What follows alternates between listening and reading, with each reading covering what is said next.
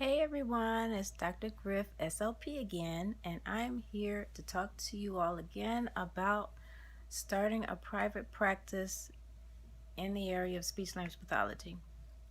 Something that I've done before. What I'm doing now is I'm an independent contractor, so I still own my own business. I'm still working for myself.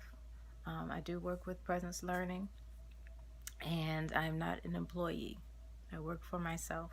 And when you work for yourself, either as an independent contractor or you have your private practice, there are a lot of things to consider. I know everyone has probably heard the basics. There are a lot of videos from SLPs talking about how to start your private practice. So you know the basics. You know that you can, a lot of people do an LLC, but some people choose an S Corp. You can choose an S Corp or an LLC. Please research both of them. Don't just choose an LLC because everyone says to do so. Be informed yourself. Make sure that you go through the necessary means that you need to start it. You can use LegalZoom or a place like that, or you can file for yourself. Make sure that you get your logo and your name trademarked. I know everybody has heard of that before.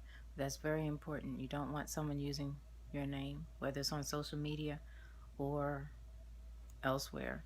You want to make sure that you're not infringing on someone else's name. You don't want to be sued for that. As far as structuring the business, make sure that you have protection. So you will want to have prepaid legal or retain the services of an attorney. It's just good to have one for various reasons. Yes, we have liability insurance. Many speech language pathologists already have liability insurance, whether they work for someone else or for themselves. But in addition to those types of insurances, there are some others, and that's the reason why I have notes. I wrote down a lot. You want to make sure that you cover yourself regardless of what can happen. Even if you don't have your own office, if you rent an office, there's some coverages that they have. If you think about being a renter in an apartment, you still have renter's insurance to cover your personal belongings. Should something happen, I don't know, water damage, and your materials are left in that office that you were renting, or in that space that you were renting, you need to cover your materials. So you need to keep that in mind. You need some type of personal injury insurance. If you're going in and out of people's houses, or you trip up or down the steps while going to work with a client or slip on the ice, be prepared. Of course, you need your medical insurance. Some who start their own private practices will continue to work so that they will continue to have their benefits. And it's just a natural progression when you start a business. Not everyone is able to quit completely to start a business. Many of us start the business on the weekends while we work full-time for someone else. For me, I was working 4 days a week as a speech language pathologist, and this opportunity just came to me to begin to service students or children who needed services attached to a certain medical insurance company. And so on Fridays and Saturdays, I ran the business. So that was 6 days a week total that I was working. So I had medical coverage. Now I have medical coverage through my husband. So that's how that's covered. Another thing to think about is making sure that you save and stay prepared. For a lot of SLPs, when we become pregnant, if you're an employee, you've saved up sick leave time. If you work for yourself, you don't have sick leave time. And then you don't want to lose your clients. I'm speaking from experience because now I may have mentioned this in another video. I have another video posted regarding the things that I've learned from having a private practice, but I'm saying them again in case you haven't seen that video. But it pertains to this topic matter. Um, Make sure that you are prepared for family planning. If you have already had your children and that's not an issue, cool, you're fine. If you, excuse me, are still looking to have children, whether by giving birth or adopting, you are going to need time off, and that's going to have to be covered. You don't want to lose too much income. You don't want to lose your clients. Make sure you have good relationships with other speech language pathologists who can cover your caseload until you return. For me personally, I had to stop my private practice after the first trimester because I was placed on modified bed rest. I didn't plan for that.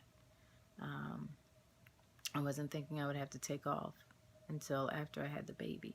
Well, in that situation, even if I had banked up sick leave, the sick leave I would have banked up probably would have been enough to cover 6 to 8 weeks. But from week, let's say, 13 to 40, that's a lot of weeks to cover. And I wasn't prepared. So I did lose clients. I was able to regain new clients after having my daughter.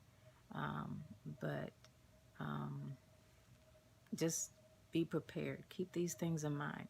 Write down in a journal the possible things that you need to be prepared for. Different things in life that can come up and how your business would need to be covered. So more than likely you'll have to have more than one insurance. Also, there was a time when everything wasn't, electronically based, but now it is. So you need data breach insurance.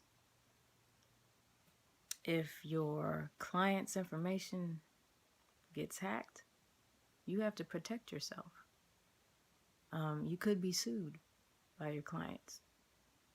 You have to be protected. And you have to protect that information that's in your computers. When you download tests are expensive. Therapy materials can be expensive, but especially tests. When you purchase a test, the hard copy, it's expensive. And downloading the electronic version with the corresponding protocols can be expensive as well. And let's say a glitch happens or a virus comes through, knocks out everything. How do you re-download if you downloaded it directly from the website? Are you able to re-download? Make sure you're able to. If not, there is download insurance. So it depends. But just make sure everything is covered.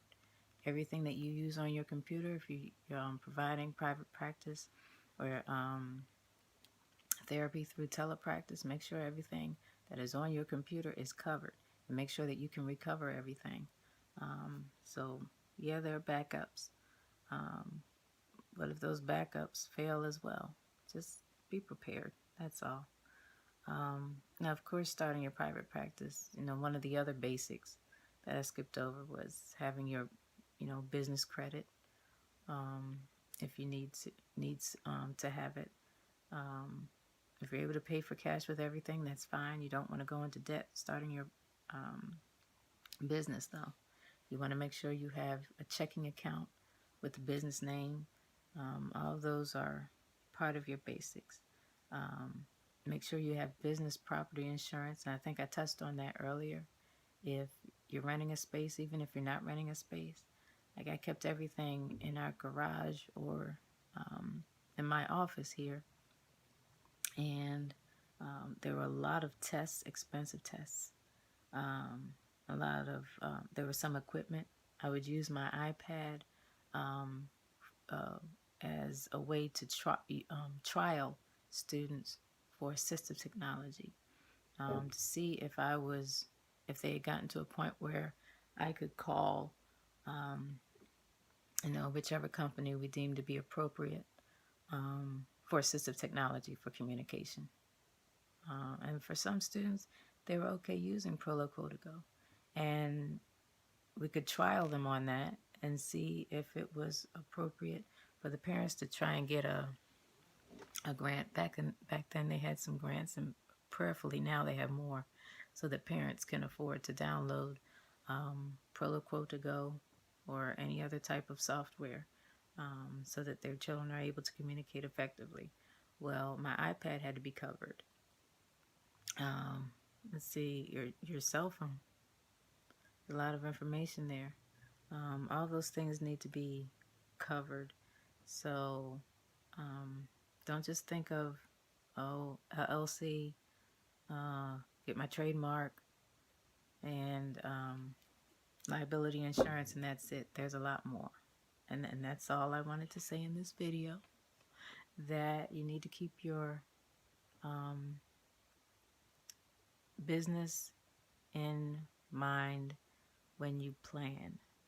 Write down what you want to do, how you want the business to be structured, and think about what will I need in order to make this be successful. And then think of some worst case scenarios. How do I protect myself? How do I protect myself? And go from there. Just a little piece of wisdom, my 2 cents worth. So thank you all so much. Have a blessed day. Bye. Oh, and leave a comment if you have any questions. And I'll see you all next time. Bye. God bless.